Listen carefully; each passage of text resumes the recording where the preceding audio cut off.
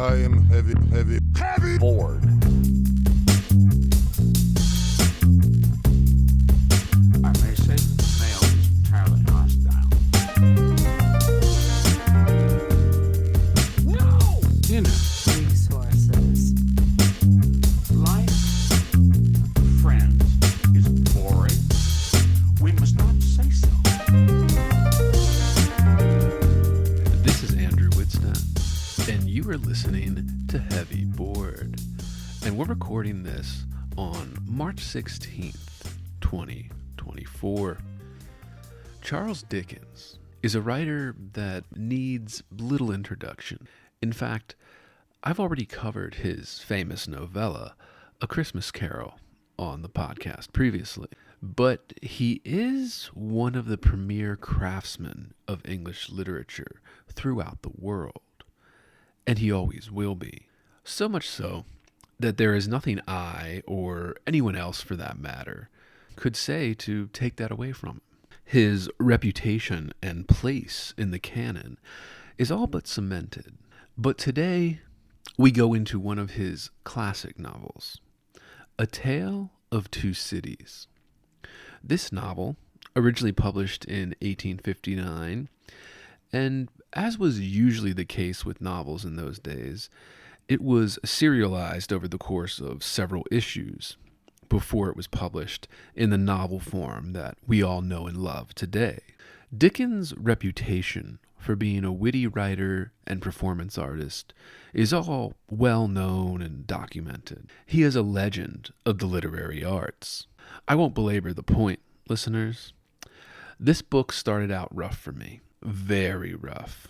Maybe it was my mood or temperament, but it hasn't set well with me since I began reading it. The famous first line, "It was the best of times, it was the worst of times," is of course a timeless first line for a novel, but my hopes died very quickly after that. This particular book drags, dear listeners. Drags on and on in a way I wasn't expecting for Dickens. His best works are usually so quick and witty and to the point that this particular novel seemed like a lost novel in his body of work. Something that didn't quite work as well as his many masterpieces do. The main problem being the story just isn't very good. The jokes just aren't very good. But in so much of Dickens' work, those two aspects are front and center. Marvelous stories, witty jokes that hold up over 100 years later. But in A Tale of Two Cities, Dickens seems almost lost, preoccupied. I don't want to speculate about his divorce, etc., his personal turmoils that were going on in his life at the time of composing this, but I will go as far as to say it feels like a lost book. Like it was aiming to be one thing and never got close to the target, or what was aimed for. The first book, as it is divided into 3 books in total, was an absolute drag, as I said, a slog to get through. I was so disappointed with the tone and mild cheekiness of the story that I found myself checking my watch, checking the number of pages left in the chapter, wondering how much longer it would take me to make my way through its pages. Something I wasn't expecting, being an avid Dickens fan. It isn't until book 3 that the story even begins to come together. But by that point, there have already been 200 pages of story. But of course, the prison escape is the best part. It just takes so long to get there. And this in no way dismisses Dickens' accomplishments. I'll be the first to admit, when writing about historical events, it is often difficult to make it interesting or fresh. Of course, Dickens knew this as well, and wasted very little time on such historical happenings as revolutions.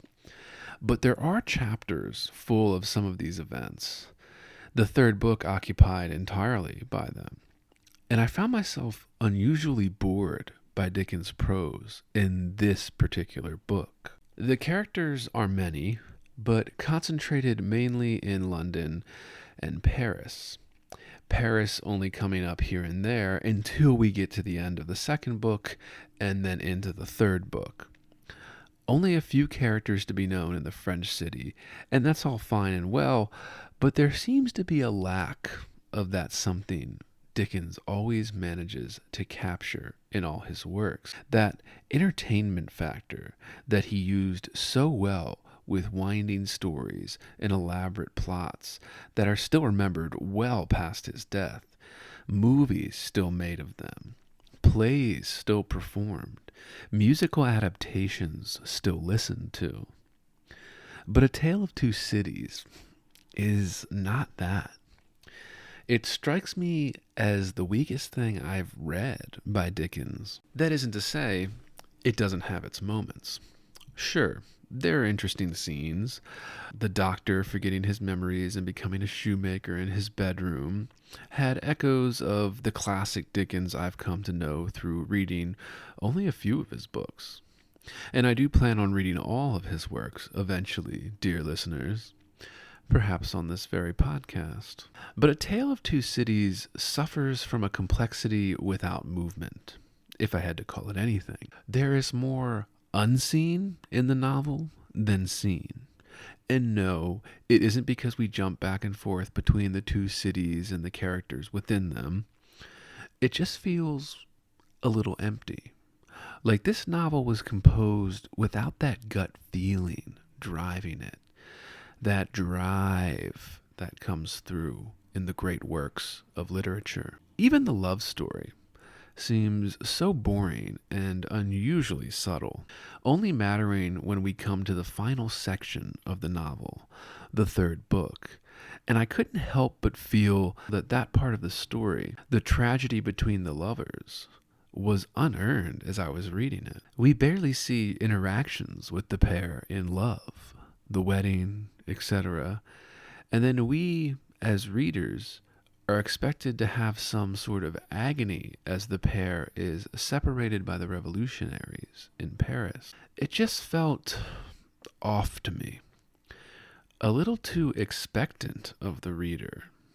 Not expected, but expectant, listeners. And not that a novel that covers this much ground needs to show such things in detail, but I have to say, listeners, I just expected more from a master like Dickens. And maybe that's my fault. Maybe my expectations were too high, or rather, too great, pun intended. But what good are expectations about one of the greatest masters of the craft if they aren't the highest bar ever set for novel writing? And none of this is to say that this novel is bad, listeners, merely that it is perhaps Dickens' weakest novel. But to avoid confusion and not belabor the point, I feel I should explain the act of judging a work of art. And so I take this opportunity to talk about judgment and why it's important. Maybe even the most important aspect of receiving and appreciating works of art. That's right, judgment. Judging something based on how you feel about it. I've long stressed this, as regular listeners to the podcast will know, but I haven't gone into much detail about it. What you, as a reader, observer, whatever, feel when reading, observing, etc., is the most important part. I'm not interested in what a textbook written by a dead, usually middle-aged scholar said 100 years ago, or 200 years ago, or even 50 years ago. I'm not interested in what someone other than myself claims I should be feeling or taking away from a work of art. What matters is how you, the person witnessing this work of art, feel. How I, the person witnessing this work of art, feel. What most are referring to when asking about taste is this. Do you trust your gut, your instincts, your love of craftsmanship? Do you? Because this is required for making such a judgment, as I have with this classic novel. And no, it isn't about being lazy or boredom necessarily. It is about that feeling within you that is evoked from the work of art. And that isn't to say that technical aspects can be overlooked by the less educated on the craft. Of course they can. But still, the less educated observer who trusts their gut and instincts based on what they just read or watched or saw or observed is far better a critic than someone who relies entirely on textbooks and what they insist about craftsmanship. And I fear we are living through a new dark age in this world of criticism. That because anyone can put their judgments of a work of art online at any time, we are all now critics, diminishing the role. But by definition, if we are all critics, then no one is. And I take issue with that because it seems we are losing our judgment, our taste. We see many formerly serious magazines and publications devolve into the current political hysterias of the day and call it judgment, pretending that measuring how well a work of art adheres to their given political priors, things they read in a book, is equivalent to actual art criticism, usually invoking some political topic that was created out of thin air 5 years ago or even 5 seconds ago, and claiming the work insufficiently adheres to that made-up political principle. See everything written about John Berryman's dream songs in the last 5 years, listeners, if you're skeptical. But what I want to stress to listeners here is that a judgment that involves a political principle, or any principle that doesn't have to do with artistic craftsmanship, is not a real and serious judgment. It is a flawed hyperfixation, something that clouds out clear thinking, the art of the thrill, the art of reason and logic even. A judgment that is relying on the political trends of the day to instruct how one should feel about a work of art.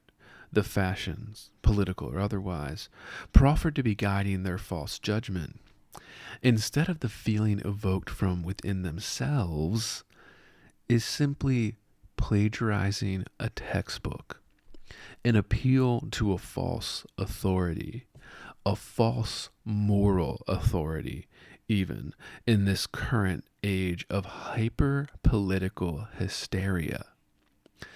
This is my battleground, listeners. This is a stance I make repeatedly, that I do not trust anyone not trusting their own gut or instinct or knowledge. I don't trust any artistic judgment that outsources their feeling on a work of art to a political focus group that hands back a list of rules to adhere to. This brings us to what I call taste, this thing that is required to make such a judgment in the first place. This taste is the most valuable thing about this work of a critic. And when one isn't stern or is too wishy-washy in their initial judgments, it means they aren't trusting themselves and how they feel about a work of art like this. I am not someone who wishes to criticize great works of art or the artists who make these pieces just for the sake of political trends or to fit in with a crowd or to repeat something I read out of a textbook because I think it's cool. No, no, no. I speak only from what I feel, what is evoked in me from the work of art, along with my expectations, and, of course, lastly, my education. What many fail to understand when I criticize a work like Dickens' A Tale of Two Cities is the confusion of my taste with this amateur impulse to tear down or belittle the great craftsmanship that came before me. Nothing could be further from the truth. And no, it isn't because the work is old or dated. These are easy excuses made by weak minds to dismiss greatness. But what should be understood about a criticism of a classic novel like this is how well it evokes these feelings of fire within me, sparking and latching on to the human desires and needs and expressions within all of us. And no, I'm not saying all books must be universal to everything and anything, but that this judgment is formed from only myself. I purposefully don't read any criticism or received interpretation or knowledge from dead scholars, even from living ones. I simply don't care what they have to say. I care about what I feel, what the work of art makes me feel, what it makes me think about, what I got from the work of art, not what I was told to think about or take from said works. This allows me to stand by my judgments without wavering, to be willing to be laughed out of rooms for not repeating the received mantras so often clung to for authority, to not be dismayed by nerds who only long to be teachers' pets and get A's in school on their little essay projects. No, no, no. This is much bigger than that. Dear listeners, I don't take anyone's word for it, especially when it comes to literature and art, subjects that are so much unlike the other fields of study. This isn't biology, where there is a fact that one must memorize. This is malleable. This is something fragile, even. Something that can be completely destroyed or phoenixed from ashes based on one person's judgment. Melville's Moby Dick comes to mind, a book that was tossed aside by those who worship textbooks and the scholars who write them, only to be revived by a few others years later. A single person, even, who feels some fire from within as they read a book or witness a work of art in some way, can forever change the perception of how it is read by lazy laymen who repeat takes they've read out of textbooks, often a smug smile on their face as they recite the alphabet, expecting that grade, a big letter A, to be stamped at the top of their paper. No, no, no. This sort of judgment, the kind I am talking about, is for those who trust themselves and their own readings and interpretations. Textbook plagiarists are a dime a dozen in this field and can be dismissed as easily as they copy the words from another, boring the world to death with their little biographical obsessions. I hope I'm making sense in this way, dear listeners. And this is not to build myself up either, but merely to state it is obvious when someone is making an honest judgment about a work of art, and when they are repeating the expected framework, usually politically motivated in this year of 2024, where the author's voting record, the author's feelings on economics, the author's skin color, the author's sexual orientation, the author's fake authority to write something or not, are all invoked constantly as a form of judgment. But notice that it's everything but the work of art on the page that's used to make those childish little things called judgments. Everything but the art right in front of them. This type of criticism is what I've termed received criticism. Words and phrases that can be repeated so unthinkingly as to be meaningless.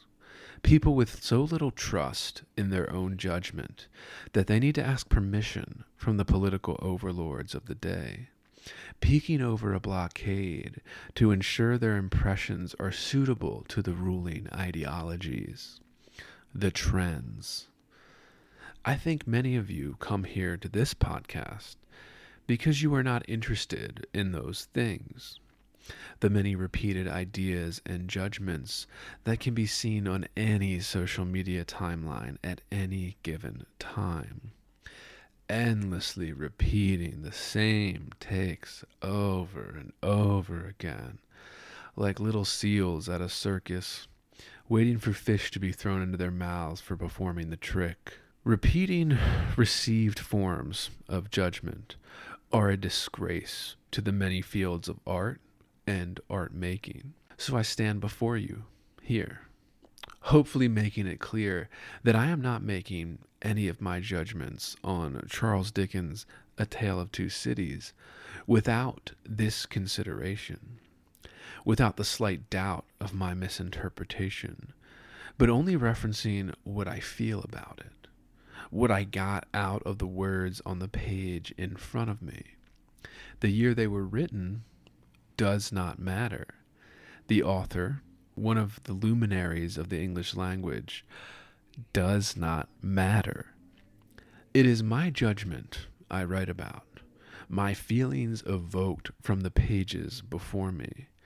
And if a critic or anyone else ever tries to invoke anything other than that when making such a judgment, just know that it can be easily dismissed because it was not based on the things that matter when evaluating art and its merits, but something they read in a book, or worse, read and repeated from a social media timeline. Heavy. Bored. Fuck, alright. Well, it's been a rough few weeks for me here. I haven't been keeping up with this, but whew, alright. Welcome to another episode of Heavy Bored. And today I am talking about A Tale of Two Cities by Charles Dickens. Those of you that have heard the monologue, I'll admit right away, I really don't have much to say about this book. I wasn't thrilled by it. I really was disappointed by it more than anything else, which I wasn't expecting from something like Charles Dickens. I just found it bloated. I found it a little long. I found it a little, oh my, like, are we seriously, I guess we're doing this, right? It seemed a little directionless for a while. And then, of course, it starts to make more sense when you get into book 3 and all that good stuff. But by the time I got to book 3, it was like, all right, well, I've already spent like over 200 pages reading this. And then I get into book 3 when it actually, like, the action starts and we have the actual kind of drama unfolding. And I was just like, all right, well, it's too late, man. Like, it felt a little unearned, like I said. If you're hearing this, it's because you are listening to the free public feed of Heavy Bored. To get complete, uncensored, uninterrupted, full access to this podcast, become a subscriber at patreon.com/heavybored. That's right, Heavy Bored is made possible by subscribers like you. For less than 1 cup of coffee per month, you will receive private access to uncensored, full-length episodes, Jerk Shop, heavy bonus content, subscribers-only AMA episodes, bonus extended interviews, and more. Come join the conversation today at patreon.com/heavybored.